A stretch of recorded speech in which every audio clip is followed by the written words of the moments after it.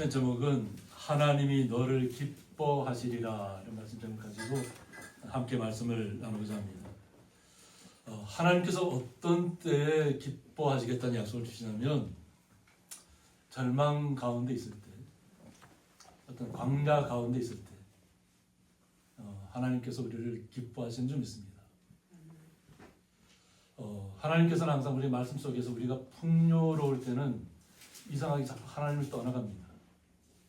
하나님의 은혜를 체험하면서 감사하는 분들, 더 애절하게 간절하게 더 하나님 앞에 충성하는 분들도 있지만 이것이 나의 능력인가 보다. 내가 어떤 뛰어난 나에게 지혜가 있어서 지식이 있어서 나에게 이렇게 풍요가 찾아오는가 보다 하고 이렇게 할 때마다 하나님을 떠나가게 된다는 겁니다.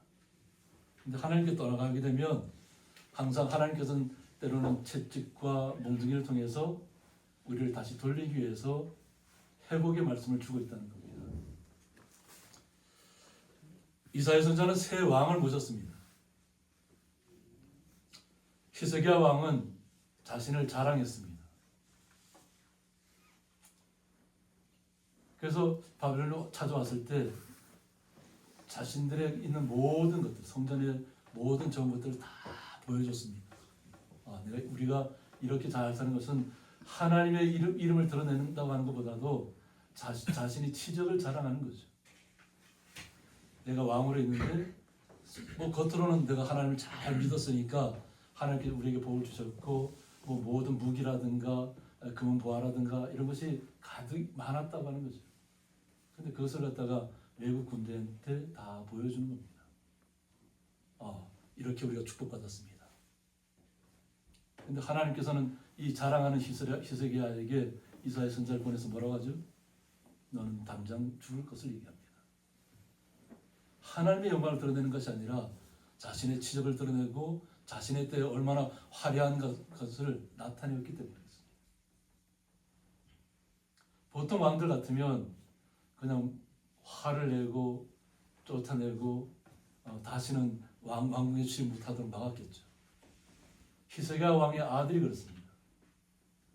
히스기야 왕의 아들 므낫세가 55년 동안을 통치했습니다.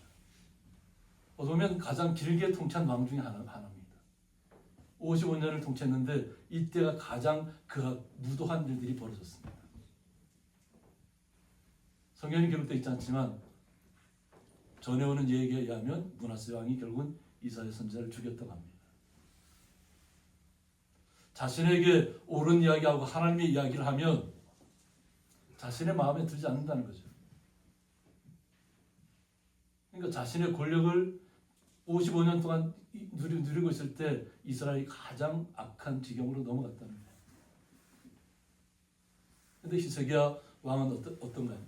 죽을 것을 선포했을 때 그때 하나님 앞에 나아가서 간절히 회개했다는 겁니다. 회개할 때 우리가 잘 아는 것처럼 15년의 시간을 연장을 받습니다. 자신의 이름을 드러내고 자신의 권력을 나타내고 자신의 부와 자신의 때에 이루어진 일들을 자랑하고 외국 사람들에게 외국 군대들에게 다 보여줬던 그때에는 하나님이 진노하셔서 죽음을 이야기했습니다. 그런데 회개했을 때 돌이켰을 때 15년의 시간을 연장을 해줬다는 겁니다.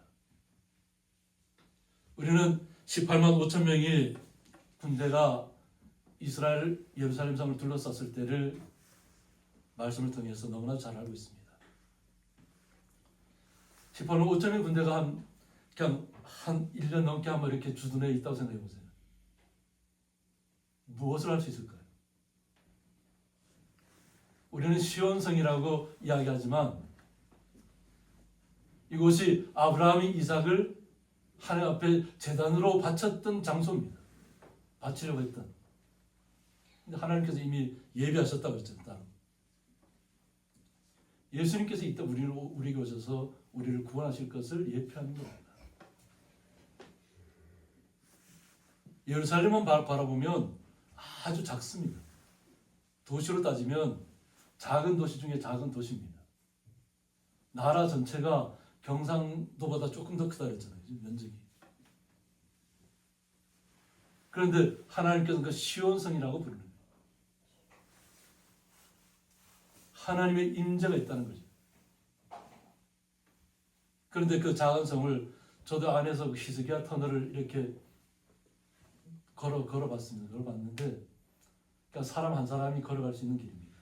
수로가 이렇게 있고, 신발을 벗고, 그냥 맨발로 이렇게 그 물길을 따라서 수로를, 지금은 그 순례길로 바뀌었기 때문에.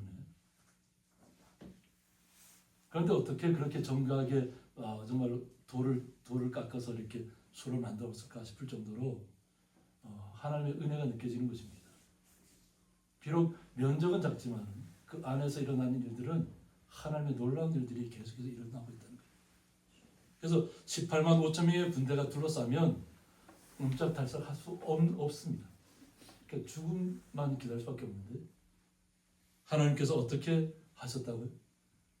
주의 천사들이 그들의 생명을 한순간에 다 18, 5천 생명을 다 가져가 버렸습니다.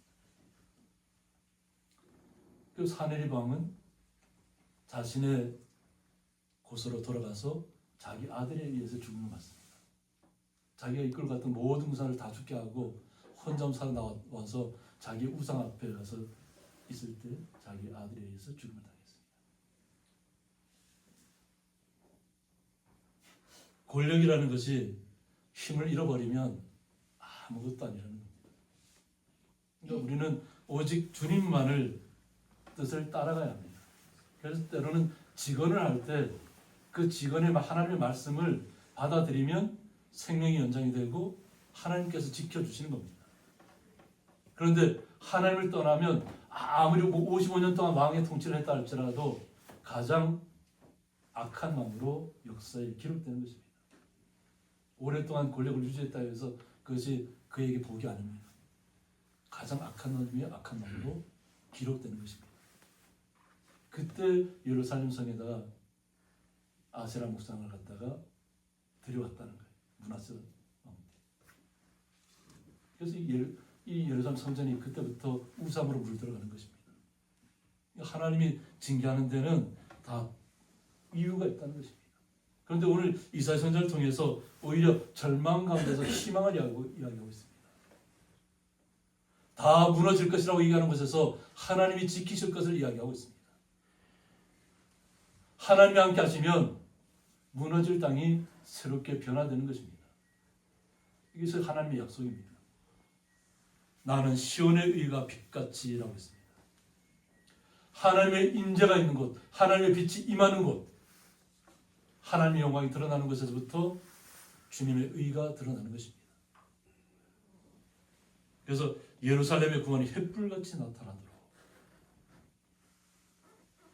절망 가운데 있어 죽음만을 기다리는 시간에서 오직 주님만을 바라보면 주님께서 우리에게 구원의 햇불을 우리에게 주신다고 하는 것입니다. 캄캄한 가운데에서 우리가 무엇을 기대할 수 있을까요? 우리는 좋은 시대에 살고 있잖아요. 그죠? 그냥 방에만 들어가면 그냥 등불 탁 켜면 환해지잖아요. 그죠? 예전에는 어떻게 했나요? 예전에 집에 들어가시면 뭐부터 하셨어요? 옛날엔 등장 뽑히느라고. 네, 등장 뽑히느라고 포름불에다 불 붙이느라고 기름부터 구해놔야 되잖아요. 그죠? 기름이 항상 준비되어 있어야만이 불을 붙일 수 있다는 거예요. 보면 이 기름이라는 것은 우리 현 시대에 따져보면 우리의 마음속에 주님의 성령이 임하는 것입니다. 어떤 상황 속에서도 마음의 불꽃을 꺼지지 않게 하는 것입니다. 어떻게 보면 우리가 잘 이렇게 믿음의 사람들은 세상적인 것을 바라보지 않는다 이러니까 그럼 뭘 보고 살아가야 되냐 이렇게 할 수도 있잖아요. 그런데 주님을만을 의지하면 주님께서 채우신다는 거예요. 내가 채우는 것이 아닙니다. 내가 주님 앞에 온전히 헌신하고 있으면 주님께서 채워주시는 것입니다. 이것을 오늘 믿음이라고 하는 것입니다. 주님께서 우리에게 오셨을 때 그 믿음만을 빼앗기지 않으시게 할 줄 믿습니다. 그래서 우리는 어떻게 보면 이 땅은 광야라고 표현하기도 합니다. 광야 같은 이 세상을 어떻게 살아갈 거냐는 겁니다. 그런데 그것을 어떤 몸소 예수님께서 보여주셨잖아요. 예수님께서 광야로 가서 사탄에게 시험 받을 때 40주야를 아무것도 드시지 않았습니다. 사단은 먹을 것을 가지고 가서 유혹합니다. 세상의 어떤 부귀 권력을 갖다가 제시하면서 나를 섬기면 이 모든 것을 너에게 허락해 주겠다고 얘기합니다. 그런데 주님의 사람들은 말씀으로 살아가는 것입니다. 말씀이 내 안에 있으면 내가 광야 가운데 있다 할지라도 나에게 기쁨이 샘솟을 것이고 주님의 사랑이 우리에게 구원의 불을 주셨잖아요. 이미 우리는 구원받은 백성인데 무엇이 두렵겠어요? 믿음 안에 있으면 주님께서 채우실 것이고 주님께서 햇불을 밝혀주실 것입니다. 주님을 믿으시기 바랍니다.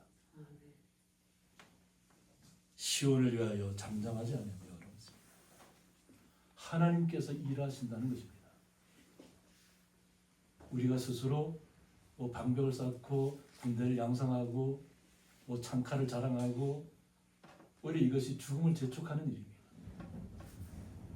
하나님을 의지하고 하나님의 영광을 나타내야 될 거룩한 백성이 자신에게 주어진 권력과 부와 권력과 명예, 재물 이것을 자랑하고 있다 이러면 하나님이 다 거둬가신다는 겁니다.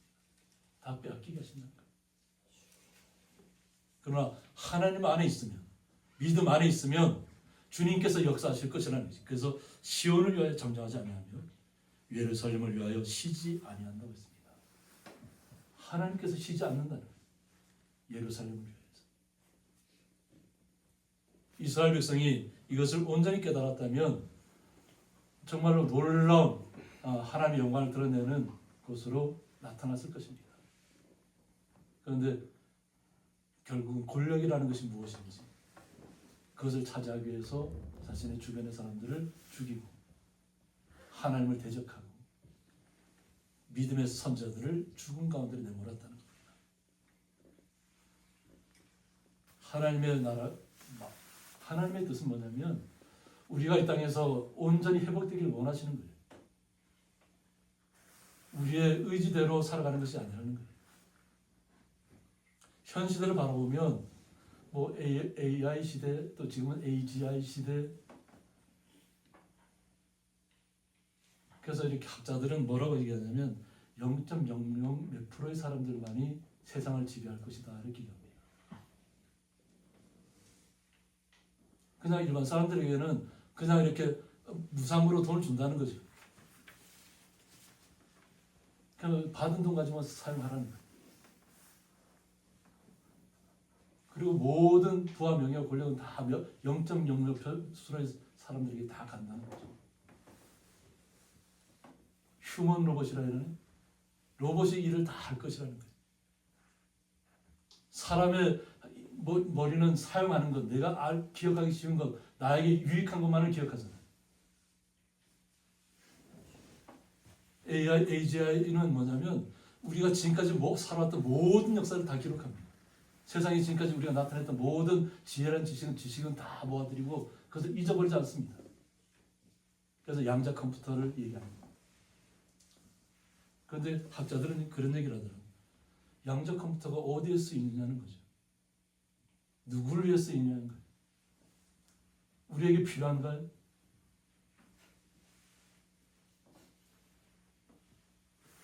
슈퍼컴퓨터가 예전에는 슈퍼컴퓨터가 얘기했습니다. 슈퍼컴퓨터가 하면 연산 작용을 얼만큼 빨리 하는지를 얘기했습니다. 그리고 뭐 지금 AGI를 통하니까 뭐 세상이 창조된 것이 뭐 135억 년인가요? 이것을 갖다가 짧은 뭐 3시간 만인가에 그것을 알아냈다고 그것을 자랑합니다. 근데 그게 뭔 소용이 있어? 세상은 하나님께 창조하신 것이고 창조의 세계를 우리가 이거 영원토록 우리는 누리면 되는 것인데 영원한 하나님의 나라. 양자 컴퓨터가 뭐 자기들 몇 분 안에 뭐 몇 시간 안에 빨리 그것을 알아냈다고 해서 그게 자랑할 일인가요? 하나님의 의를 모르고 세상적인 것을 추구하다 보면 가장 비참한 노예 같은 생각을 하게 됩니다. 깨어있잖아요. 미국이라는 나라가 어떤 나라인가요? 어떻게 보면 가장 빨리 부흥하는 나라고 그런 첨단의 과학이 발전하는 나라인데 가장 먼저 해고되는 나라가 미국입니다. 첨단 산업에 종사했던 사람들이 수천 수만 명이 계속 해고되고 있다는 거예요. 해고되고. 왜? AGI가 다 대체하고 있으니까. 로봇이 다 대체하고 있으니까. 필요 없다는 거죠. 그냥 주는 대로 그냥 몇백만 원 주는 대로 받아가지고 생활하면 끝인가요? 우리의 삶은 어떻게 되는가요?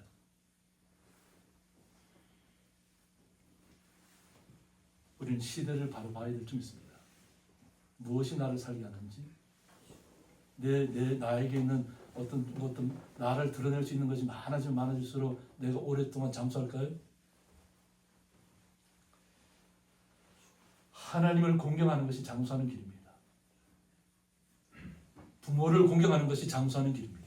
이 땅에서. 그러면 하나님께서 영원한 나라를 우리에게 약속으로 주신 거예요. 그런데 세상 사람들은 자신의 육체를 단련하는데 너무나도 힘을 많이 씁니다. 자신을 드러내는데 많은 것을 다 수용하는 것을 사용하고 있어요. 우리는 오직 주님의 의를 드러내야 될 줄 있습니다. 주님의 영광만을 나타내시는데 우리 성도님들이 힘쓰신다면 우리의 생명은 주님께서 지키실 것입니다. 날마다 우리의 생명을 생명답게 하실 것입니다. 우리의 연약함을 자랑하세요. 자랑하시기 바랍니다. 나의 아픔을 자랑하세요. 하나님 앞에 고하시기 바랍니다. 제가 이렇게 고통스럽습니다. 제가 이렇게 연약합니다. 그러나 그렇게 고백할 때 히스기야에게 허락했던 생명의 연장이 우리 성도님들에게도 영원한 생명의 연장으로 나타날 수 있습니다. 이방 나라들이 내 공의를 했습니다. 뭇 왕이 다 내 영광을 볼 것이라고 했습니다. 하나님이 역사하시면 모든 나라들이 다 하나님의 나라, 하나님의 백성들이 어떻게 성장하고 있는가를 발전하고 있는가를 보게 될 것입니다. 그래서 우리 성도님 한 분 한 분이 영광의 자리에 올라가시는 것입니다. 영광의 자리는 항상 나를 낮추고 나를 겸손하게 섬김의 자리로 나아갈 때 오직 주님만을 앙망하고 주님만을 바라보고 우리 이웃들을 향해서 주님의 사랑을 우리 흘려보낼 때 하나님은 우리를 더욱더 이끌어 가신 줄 믿습니다. 아멘. 이것을 모든 백성들, 모든 나라들이 다 보게 될 것이라는 거예요. 하나님의 영광은 다 드러나게 되어 있습니다. 우리는 너는 여호와의 입으로 정하실 새 이름으로 일컬음을 될 것이라고 했습니다. 하나님의 백성, 하나님의 거룩한 성도는 새 이름으로 불려지게 될 것이라는 것입니다. 그 새 이름은 그 사람 자체나 그 사람의 품성, 역사, 특징을 함축한 것으로 간주된다고 했는데 따라서 이름이 새롭게 주어진 것은 그 존재의 변화, 새로운 삶, 역사를 시사한다고 했습니다. 우리가 오직 주님만을 앙망하고 주님만을 바라보고 주님의 영광만을 나타낸다면 주님만을 찬양한다면 오늘 장로님께서도 찬양 전에 말씀하신 것처럼 하나님이 벌떡 일어나서 우리의 찬양을 마음의 찬양을 받으신 줄 믿습니다. 우리는 찬양의 자리에 날마다 나아가야 될 줄 믿습니다. 찬양의 자리는 꼭 우리가 이렇게 이 찬양으로 이렇게 노래하는 것만이 찬양이 아닙니다. 우리의 삶이 주님 자체를 다 영광을 드러내면 우리의 삶 자체가 주님을 노래하는 것입니다. 기쁨으로 주님만을 기억하고 주님만을 앙망하며 주님의 사랑과 은혜가 어떻게 나에게 와서 나에게 역사했는지를 고백하시면 그것이 다 은혜로 찬양으로 하나님 앞에 올려지는 것입니다. 하나님이 기뻐하시는 것입니다. 하나님이 기뻐하시면 우리의 삶은 놀랍게 변화될 줄 있습니다. 새 이름으로 불려진다는 것입니다. 우리의 삶, 역사, 품성 이 모든 것이 다 새롭게 바뀌어질 것을 얘기합니다. 우리 한 분 한 분의 삶이 주님의 영광을 드러내는 삶으로 바뀔 줄 믿습니다. 기쁨으로 한 걸음 한 걸음 내딛으시기 바랍니다. 기쁨으로 주님을 찬양하시기 바랍니다. 주님께서 우리를 이 땅에 부르신 것은 주님의 영광을 드러내기 위함입니다. 주님을 찬양하기 위함입니다. 오직 우리의 삶이 주님을 높이는 자리에 나가시기를 원합니다. 그렇게 하면 주님께서 우리에게 어떤 것을 허락하시냐면 너는 또 여호와의 손이 아름다운 관이라고 얘기합니다. 여호와의 손이 아름다운 관이라는 겁니다. 내 하나님의 손의 왕관이 될 것이다. 하나님의 멸관, 왕관이 우리에게 주어진다는 것입니다. 오직 주님만을 찬양했는데 주님 앞에 영광을 돌렸는데 주님께서 우리에게 주시는 건 뭐냐면 우리에게 멸관을 예비하고 있습니다. 멸관을 우리에게 주신다. 이 멸관은 주님을 찬양할 때 주의 거룩한 천사들이 다 자신의 멸관을 벗어 던집니다. 하나님 앞에. 우리에게 주어진 영광의 멸관을 하나님을 찬양하는 데 사용하는 것입니다. 이미 우리는 영광의 멸관을 받은 줄 믿습니다. 처음에는 이스라엘 백성에게 허락된 것이지만 이것이 새 이름으로 불려질 모든 거룩한 하나님의 사람들, 예수 그리스도의 사람들에게 주어진 것입니다. 예수 그리스도의 이름으로 우리는 주님을 높이고 찬양하는 것입니다. 우리는 이 땅에서 오직 주님만을 찬양하고 나갈 때 주님의 멸관이 왕관이 우리에게 이미 씌워진 줄 믿습니다. 주님께서 뭐라고 하시냐면 다시는 너를 버림받은 자라 부르지 않는다고 했습니다. 다시는 절대로 너는 버림받은 자가 아니다는 것을 우리 스스로 이 땅에서 스스로 뭔가 하려고 했을 때는 때로는 버림받은 것처럼 느껴질 때도 있었을 것이고 왜 내가 주님을 이렇게 믿었는데 왜 주님은 나를 이렇게 힘들게 한다고 고백했을 때도 있었을 것입니다. 그러나 우리는 그 상황에 굴하지 않냐고 그것이 비록 광야라고 할지라도 주님만을 앙망하며 주님만을 찬양하시기 바랍니다. 다시는 너를 버림받은 자라 부르지 않는다고 했습니다. 그리고 다시는 내 땅을 황무지라 부르지 않는다. 우리가 거하는 땅을 황무지라 부르지 않는다. 우리가 거하는 땅이 우리 스스로 생각할 때는 황무지였다는 거예요. 아무것도 잘할 수 없는 사막 같은 곳이었다는 거예요. 그런데 하나님이 역사하시니까 이제는 너는 황무지가 아니다. 생명의 땅으로 우리는 옮겨지는 것입니다. 오직 너를 헵시바라고 했습니다. 오직 너를 뭐라고 부른다고요? 헵시바. 이 헵시바는 히스기야 아내의 이름입니다. 하나님께서는 비유를 통해서 우리에게 말씀으로 이렇게 하시는데 이 헵시바라는 뜻을 갖고 있는 의미가 뭐냐면 나의 기쁨이 그녀에게 있다 이런 뜻을 갖고 있습니다. 그래서 비유적으로 예수님께서 우리에게 신랑과 신부라고 얘기하잖아요. 예수님이 신랑이고 우리가 신부가 되는 것입니다.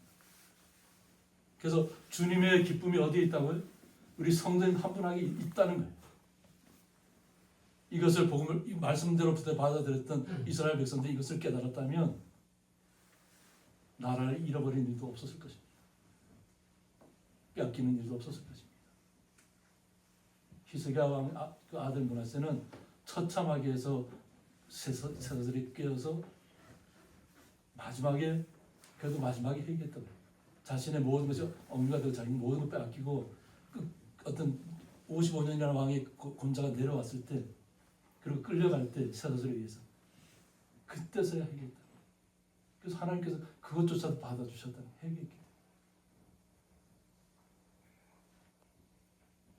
하나님의 기쁨과 사랑의 대상임을 일깨워주는 이름이라고 했습니다.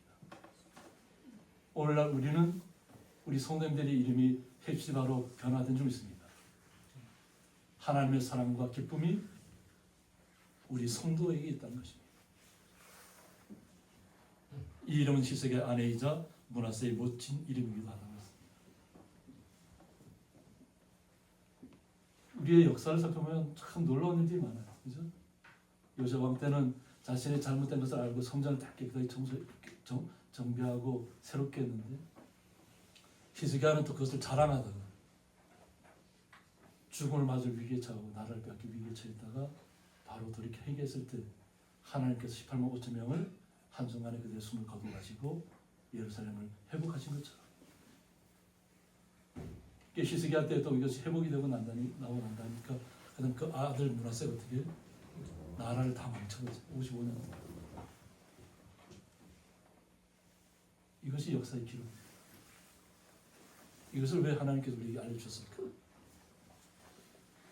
나의 기쁨이 그에게 있다는 것을 알려주신 것입니다. 하나님의 기쁨이, 예수 그리스도의 기쁨이 바로 우리 성도들에게 있다는 것을 알려준 겁니다. 그러니까 예비하라는 것입니다. 그리고 내 땅을 뿔나라 하니라고 했습니다. 뿔나라는 이름 잘 생소하죠. 들어보지 않죠. 저희들이 예배당을 지을 때 미국에서 이제 계신 사모님, 윤수 목사님 사모님하고 와서 다 기도하고 했던 곳인데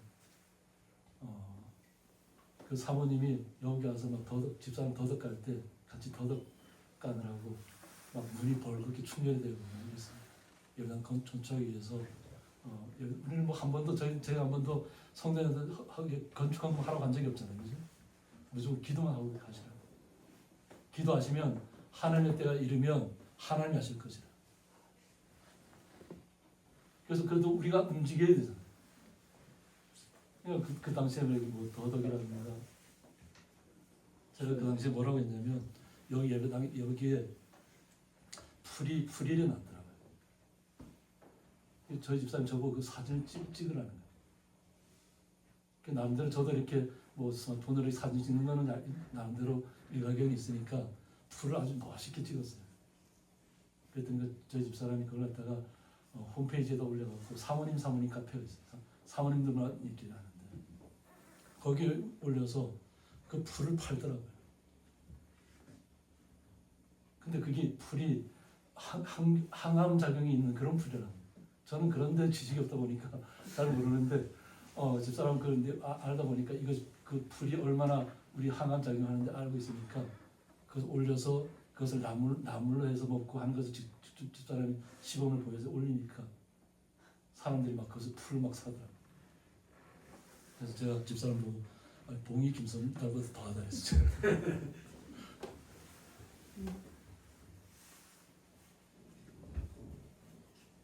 하나님의 영광을 위해서 하는 거잖아요. 우리의 삶이 그랬더니 그 사모님이 여기를 예배당을 지면서 다락방 있잖아요. 지금 제가 가는 곳인데 그 다락방을 갔다가 미국에 있다가 나오면 우리가 게스트룸으로 처음 계획했던 거기 때문에 나오면 자기가 이 방이 여기 다락방이 있을 텐데 이 다락방 이름을 뿔나라 해주세요. 그러니까 이거 뭐 뿔나라는 뜻이 뭐냐면 여호와께서 너를 기뻐하실 것이며 내 땅에 결혼한 것처럼 될 것이라고 했습니다. 하나님이 결혼했다는 거예요. 우리가 신부라고 했잖아요. 비유로 예수 그리스도가 우리에게 신랑이 되신다는 거예요. 그래서 약속의 땅으로 우리에게 주셨다는 거예요. 하나님과 우리의 관계는 뗄래야 뗄 수 없는 관계로 바뀌었다는 거예요. 정원을 했다는 겁니다. 그래서 이게 뿔나라고 하는 거예요. 그래서 지금 현재 시대로 따지면 우리 성도님 한 분 한 분이 주님과 결혼한 것입니다. 신부가 되어서 언약을 맺은 것입니다. 그래서 예전에 이스라엘 시대에는 이 언약을 혼인을 할 때 어떻게 하냐면 신랑이 신부에게 줄 예물을 가지고 온답니다. 예물을 가져와서 예물을 드리고 이 예물이 그들의 신부의 마음이 흡족하게 할 만큼 준다는 거죠. 그러고서 한 1년 동안을 정혼기간을 두는 거예요. 그리고 1년이 지나면 다시 다 와서 결혼식을 올린다는 거예요. 그래서 이게 뿔라라는 표현을 쓰는 거예요. 정혼을 했다. 결혼된 땅이다. 하나님께서 우리를 위해서 예물을 준비하신다는 거예요. 우리를 위해서 예물을 준비해서 지금까지 따님을 잘 키워왔으니까 그 따님의 그 장인 장모 될 분 가족들 그 가족들에게 그것을 언약의 선물로 준다는 거예요. 정혼의 선물. 그게 약속이라는 거죠. 그래서 뿔라라고 얘기합니다. 그래서 내 땅이 결혼한 것처럼 될 것입니다. 우리 총각이 아직 여기 있죠. 총각 한 사람 뭐 누군지 아시죠? 오성원 집사님이 청년 집사님이신데 찬양도 잘하시고 결혼할 대상이 있어야 되잖아요. 하나님이 예비하신 줄 믿습니다. 우리가 신혼 초에 한번 언약을 맺을 때 한번 생각해 보실까요? 처음 만날 때 한번 내 남편을 만날 때, 내 아내를 만날 때 어떤 마음이었나요? 세상 모든 것을 가진 것 같았을 겁니다. 그러니까 모든 것이 다 아름답게 보였을 겁니다. 결혼하고 나니까 흠이 보이죠. 근데 결혼하기 전에는 내 마음에 둔 사람이 있으면 그 사람의 잘못조차도 다 아름답게 보입니다. 모든 것을 포용할 수 있는 힘이 사랑의 힘입니다. 그러니까 하나님께서는 우리의 비유로 이렇게 말씀을 잘 이렇게 들어주시는 거예요. 마치 청년이 처녀와 결혼한 같이 내 아들들이 너를 취한다고 했습니다. 청년이 신부를 맞아들일 때 그 놀라운 기쁨, 그래서 어떻게 표현할 수 있을까요? 다 잊어버리셨나요? 우리의 마음속에는 항상 그 추억을 떠올리면 그 당시로 돌아가 보시면 서로가 결혼할 언약을 맺고 그 기쁨의 시간들을 걸어갈 때는 뭐 어떤 것인지 다 할 수 있는 무소불위의 권능과 능력이 있었을 겁니다. 하늘의 별조차도 따서 주겠다고 약속하잖아요. 그래서 초창기엔 저희 집사람이 저를 보고 제가 별을 다 따서 줘서 별이 안 보인다고. 그러니까 유머로 그렇게 얘기했어요. 목사님들 이렇게 사모님들 자리에 모이는 자리에 있으면 그냥 하늘의 별을 다 따다 줘서 고향님 별이 안 보인다. 근데 시간이 좀 지나가니까 별이 자꾸 너무 잘 보인다는 거죠. 흠도 보이고. 그러나 우리가 사랑의 힘으로 바라보면 다 포용할 수 있고 다 아름답게 바라볼 수 있다는 거예요. 보면 주님께서는 우리에게 그 사랑의 눈으로 우리를 바라보시는 거예요. 그 사랑의 힘이 어떻게 표현되냐면 내 아들들이 너를 취한다고 했습니다.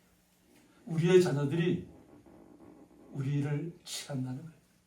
그만큼 부모 자식 간의 관계가 회복이 된다는 거예요. 도시의 삶 속에 바라보면 부모 자식 간의 문제 때문에 너무나 많은 문제가 불거지고 있어요. 안타까운 일이긴 한데 가끔 잊을만 하면 자꾸 그런 일이 벌어져요. 자식이 부모를 숨지긴다. 뭔가 자기 뜻이 안 맞다고. 어떻게 보면 세상은 자꾸 그런 쪽으로 이렇게 흘러갑니다. 어떤 풍요의 시대를 살아가면서도 무언가 가진 사람이 오히려 더 가지죠. 제가 예전에 한번 이야기 들었잖아요. 실제 있었던 사건. 100억씩 받았음에도 불구하고 그 부모의 재산 조금 더 차지하려고 결국 부모의 어머니를 갖다 죽게 만드는 그 과정을 우리가 알고 있잖아요. 얼마 지나지 않았잖아요. 사람의 욕심이 끝이 없습니다. 그런데 이 틈 벌어졌던 떠나갔던 마음들이 다시 돌아온다는 것입니다. 우리가 주님의 신부로서 우리가 모습을 잘 주님의 영광을 돌리는 자리에 서 있으면 우리의 자녀들이 다시 회복돼서 돌아온다는 거예요. 우리의 삶을 통해서 하나님의 영광을 돌리는 것입니다. 그래서 제가 가끔씩 다시 얘기하잖아요. 유럽이나 미국이나 다른 지역에서 젊은이들이 자꾸 점점점 주님을 찬양하는 사람들이 늘어나고 있다. 떠나갔다고 이제 유럽은 다 이제 앞으로 기독교인들은 다 사라질 거라고 했던 그곳에서 미국에서 뭐 아프리카는 다를 것 없이 다 돌아오고 있어요. 이와 같은 기쁨이 우리에게 나타나야 될 줄 믿습니다. 그래서 신랑이 신부를 기뻐함 같이 내 하나님이 너를 기뻐하시리라고 했습니다. 신랑과 신부의 관계는 기쁨의 관계로 언약의 관계로 맺은 것입니다. 한번 정원한 것은 영원히 깰 수 없다는 거죠. 하나님이 사랑하는 하나님이 하시기 때문에 그렇습니다. 우리가 정한 것이 아니라 하나님이 우리를 기뻐하셔서 우리를 정원자 삼으셔서 이 땅을 복되게 하시는 것입니다. 나를 신부 삼으신 것입니다. 그래서 나를 아름답게 바라보시고 영원한 생명을 우리에게 주신 것입니다. 구원의 약속. 그 하나님이 너를 기뻐하신다는 얘기. 지금 현 시대에 따르면 우리 성도님 한 분 한 분을 기뻐하신다는 얘기. 그 기쁨을 우리 성도님들은 받았습니다. 그러면 그 주님의 역사는 어떻게 나타날까요? 요 하나님은 무릇 나 여호와는 정의를 사랑한다고 했습니다. 정의를 강물같이 우리를 흘려보내야 될 줄 있습니다. 우리의 기도를 통해서 우리는 주님의 사랑을 나타내야 될 줄 있습니다. 그리고 불의의 강탈을 미워하여 성실히 그들에게 갚아주고 불의의 강탈을 미워하여 하나님이 하시겠다는 얘기예요. 우리 보고 하라는 얘기가 아니고 우리는 어떻게 원수조차도 사랑하라고 했죠. 원수조차도 축복하라고 했잖아요. 하나님이 대신 갚아주신다. 하나님. 우리는 주님의 사랑으로 은혜로 이 땅의 모든 문제들을 이겨나가시길 원합니다. 그러면 주님께서 정의를 사랑하시는 주님께서 불의의 강탈을 미워해서 성실히 그들에게 갚아준다. 그리고 그들과 영원한 언약을 맺을 것이다. 우리가 맺은 언약은 영원한 언약입니다. 우리 옆에 있는 분 손잡으실까요? 우리의 언약은 손이 하얗네. 영원한 언약입니다. 영원한 언약. 손이 영원한 그 영원한 언약을 우리는 약속으로 받은 것입니다. 하나님의 나라에서 주님만을 찬양하는 자리에서 날마다 주님을 높이는 자리에 서시길 원합니다. 이것이 하나님께서 우리에게 영원한 언약으로 우리에게 맺어주신 것입니다. 그러면 그들의 자손을 문나라 가운데 그들의 후손을 만민 가운데 알리겠다고 했습니다. 어떻게 한다고요? 하나님이 하시겠다는 얘기예요. 계속 우리의 자손을 그들의 자손을 문나라 가운데 모든 나라들이 알 수 있도록 그들의 후손을 우리의 자손들을 자손 대대 이르기까지 우리의 후손들을 만민 가운데 알리시겠다는 거예요. 모든 사람들이 전 세계 살고 있는 사람들이 다 알 수 있도록 믿음의 사람들이 어떤 사람들인지 하나님과 언약을 맺은 사람들이 어떤 사람들인지를 알려주겠다는 거예요. 그래서 무릇 이를 본 자가 그들은 여호와께 복받은 자손이라 인정하리라는 것입니다. 모든 주님의 사람들을 바라보는 모든 자들이 여호와께 복을 받은 자라고 인정할 수밖에 없다는 겁니다. 하나님이 그걸 그렇게 하시겠다는 거예요. 우리 보고 하라는 얘기 아닙니다. 우리가 오직 주님과의 언약을 굳게 지키고 정원한 신부로서의 언약을 배반하지 않으면 하나님 우리의 영원한 구원의 약속을 구원의 횃불을 우리에게 주셨다는 거예요. 그리고 정원된 땅이라고 불러주신다는 거예요. 내가 기뻐하는 자라고 불러주신다는 거예요. 그리고 모든 사람들이 저들은 주님의 영광을 복을 받은 자손이라고 알게 될 것이라는 겁니다. 그래서 내가 여호와로 말미암아 크게 기뻐하며 이 모든 것을 우리가 알게 되면 요 하나님을 기뻐할 수밖에 없다는 거죠. 하나님이 우리에게 어떤 역할을 하시는 분인지 어떤 능력을 주시는 분인지 어떤 은혜를 허락해 주시는 분인지 우리의 삶 속에서 고백하시기 바랍니다. 그럼 주님께서 역사하실 것입니다. 우리를 크게 기뻐하며 내 영혼이 나의 하나님과 말미암아 즐거워하리니. 그러면 우리의 삶이 어떻게 바뀌냐면 내 영혼이 나의 하나님과 말미암아 즐거워하리니. 우리가 은혜를 받으면 부끄러워하지 않습니다. 예전에 제가 스쿠프를 타고 다닐 때가 있었어요. 스쿠프를 타고 다닐 때 그때는 요즘처럼 이렇게 프린팅 이런 게 잘 안 될 때라서 집에서 프레이즈 더 로드라고 이렇게 크게 아주 최대한 컴퓨터에서 할 수 있는 크게 그 글자를 뽑아갖고 차에다 그걸 코팅한 것을 갖다가 제 스쿠프 차에다가 붙이고 다녔습니다.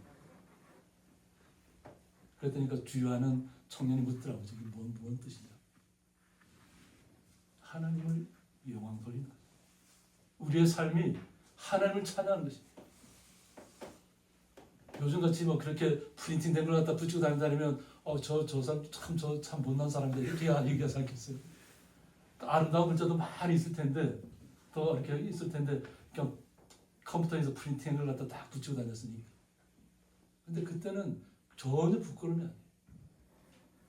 내 마음속에 주님을 찬양할 수 있다, 주님을 노래할 수 있다는 것 자체만 너무 기쁨이었다. 그때는 목회의 길로 들어오기 전입니다. 목회의 길로 전 생각지도 않았는데. 우리의 삶 속에서 주님을 드러내셔야 될 줄 믿습니다.